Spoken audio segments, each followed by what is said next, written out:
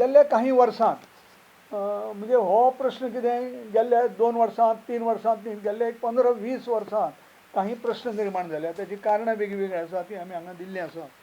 एक म्हणल्यार शिक्षकाची नियुक्ती आसा ती आमकां ह्या 2-3 वर्सांत तशीच करपाक मेळना. जवळ जवळ शाळा जुनांत सुरू जाता, जून जुलय ऑगस्ट पर्यंत त्यो नियुक्त करपाक NOC जाय पडटा शिक्षण खात्याची. ती शिक्षण खात्याची NOC मेळपाक वेळ लागता.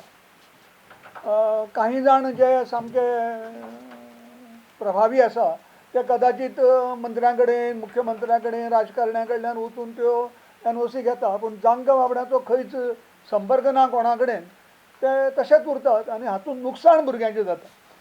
कारण निमाणे 2-2, 3-3 म्हयने त्या भुरग्यांक कोणें शिकोवपाचें.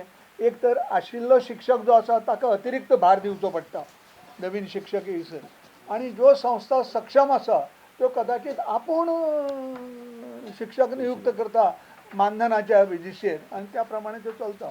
अजून सुद्दां खुबशे स्कुलांक NOC मेळूंक ना.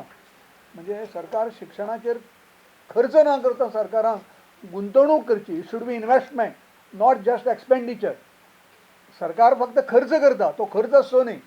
खर्च जो आसा तो कसोय करपाक जाता. म्हणजे आतां टिचर सप्टेंबरान अपॉयंट केल्यार तो खर्च जालो, पूण जर इन्वेस्टमेंट आसा तो एज्युकेशनाचेर जाल्यार तो जुनांतल्यान टिचर मेळूंक जाय, म्हणजे भुरग्यांक सारकें वेवस्थीत शिक्षण सगळें मेळटलें. हो आसा.